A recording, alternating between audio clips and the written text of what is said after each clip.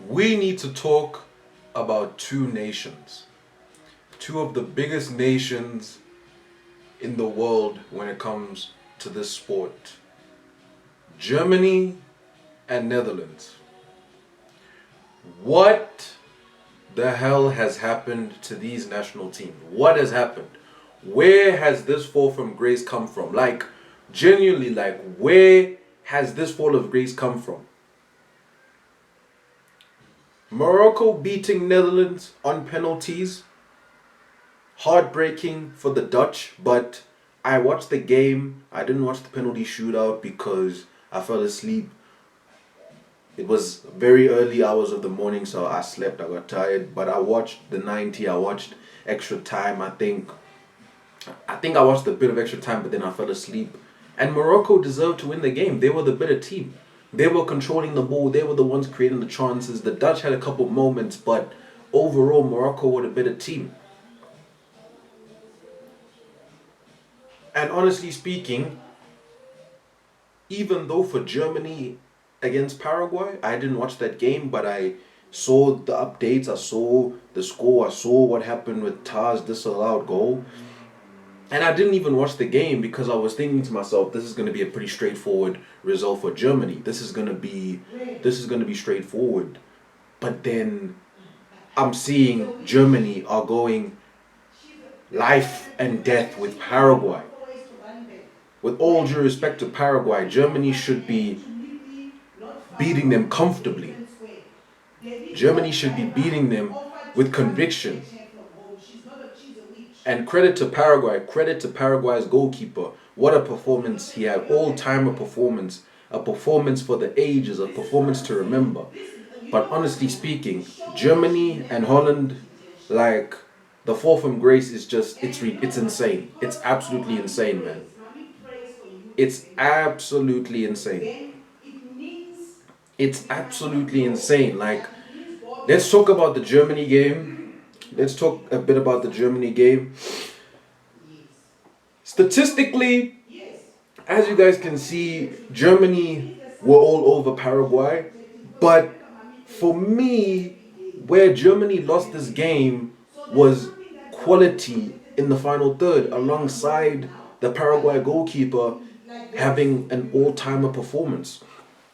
The reason why I say quality in the final third is because Germany missed a lot of chances in this game. From what I was seeing, Germany missed chances. They just couldn't break down Paraguay's low block because they don't have that individual quality, but also Nagelsmann as well. Nagelsmann Nagelsmann from a technical perspective, I personally don't think he's capable of leading Germany forward. He's a good coach, good tactician, but somebody like a Jurgen Klopp, somebody of that caliber, somebody who can lead the team to a World Cup, to a Euros, I don't think he's of that level. And I think with Germany and Netherlands, I feel like with Germany and Netherlands, they're going down the same direction as Italy. Italy, 20 years without winning a World Cup. 12 years since they've appeared at the World Cup. Netherlands, getting knocked out on penalties again. Germany, not even making it to the round of 16 again. You have to think to yourself, you really have to think to yourself, what is causing this? What is causing this for Netherlands and for Germany? And for me personally, I think it comes down to a lack of individual brilliance in certain attacking positions. Like with Germany, I don't think Sane should still be playing. I don't think he's good enough. With Netherlands, I think with them, I personally feel like they need that elite level striker. I feel like Brobbey is a very good striker, but a World Cup level striker, I just feel like Netherlands haven't had that since the likes of Van Persie, Van Basten, etc. But I also think it comes down to the managers. Koeman, When Netherlands went 1-0 up after Gakpo scored, by the way, rest in peace, Cody, to your son. You'll never walk alone. The fact that you still played through that, what a player, what a man. But after Gakpo's goal, I was literally saying to myself, Netherlands, you have to go kill the game, because Morocco have been putting it on you for the entire game, really. Even in the first half, Morocco had chances. Verbruggen was making saves. Bunu didn't have to make too many world-class saves, and that's a problem. That is a big problem. And that comes down to the manager. It comes down to the managers. With Netherlands, Koeman, he's too negative for me personally, in my opinion. Playing 5 at the back, you're not going toe-to-toe with Morocco. You're not playing a 4 at the back. You're not trying to possess control in the midfield. You're just allowing Morocco to have the ball. You're not even pressing them. Morocco, whenever Netherlands had the ball, Morocco was pressing them. And that's the thing about Morocco. It's not a team of superstars, but it's a well-cohesive, well-oiled machine with players who can change a game, like your Brahim, your Hakimis, your Saibaris. Players who can step up in big moments. Issa Diop, big goal, big header. And that's really what you need at international tournaments. Players that can step up in the big moments, individual brilliance, but also a well-cohesive oiled machine. That's why Argentina won in 2022. They were not the best team player for player, but they had a well-cohesive machine, and they had the greatest player of all time in their team who could come up with big moments. They had one of the best goalkeepers in the world who can save them, literally save them. 2014, Germany themselves, they were a well cohesive machine. Yes, they had world-class players, all-timers, Philipp Lahm and Neuer and Hummels and Schweinsteiger. You know, they had very, very good, Özil. They had good players, of course, but they were a well-cohesive machine.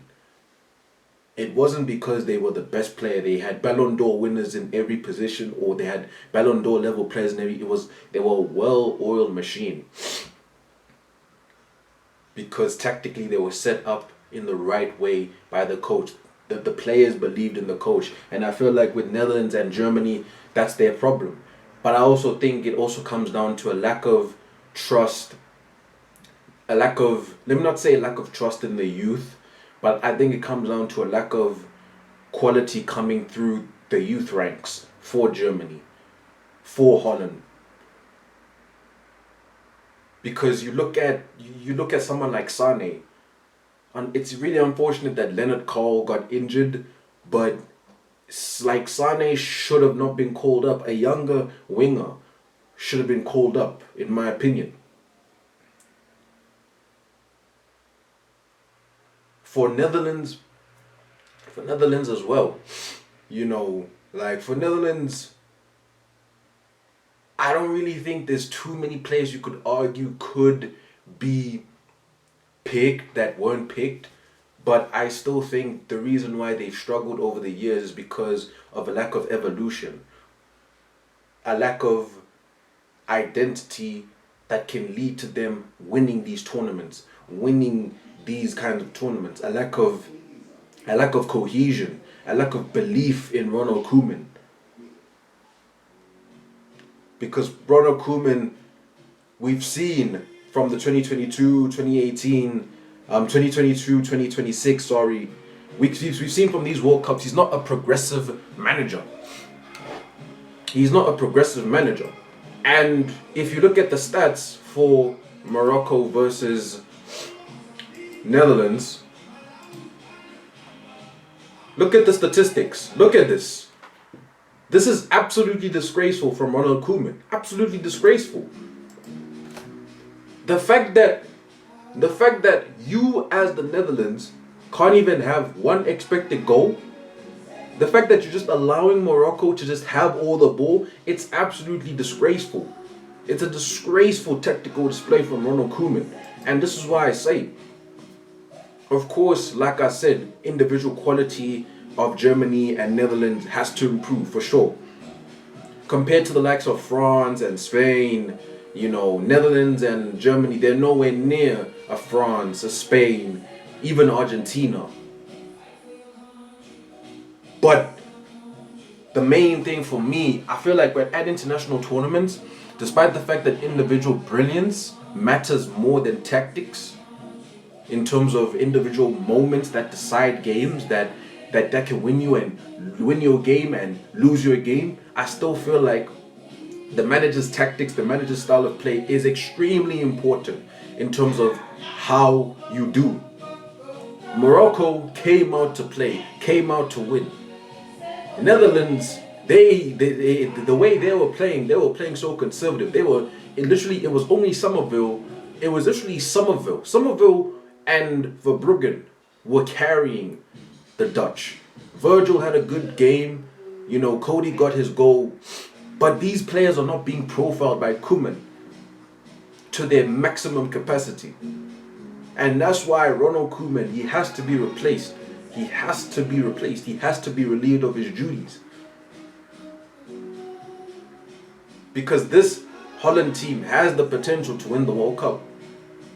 They've got really good young players, the likes of Hato, even someone like Xavi Simons. They've got really, really good young players, experienced players in their prime, like De Jong. Really, really good players, Gakpo. But they're not being profiled by their manager. And I feel like the same issues come with Germany and Nagelsmann. Why are you playing Kimmich at right back? You're playing Kimmich at right back. So many mistakes, so many issues. It's crazy. The tactical profiling of those managers, the tactical ideology, philosophy of those managers is the reason why their countries got knocked out. It's as simple as that. It's as simple as that. Literally, Morocco, 1.38 expected goals. Holland, 0.24. And it's not like Netherlands have bums in the attack. It's not like, Netherlands have very good attacking players.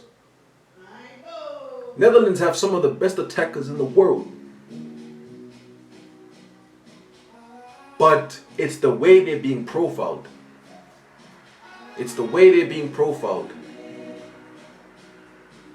Like, it's just not good enough. It is just not good enough from these nations. It's just poor. It's poor. It's just poor.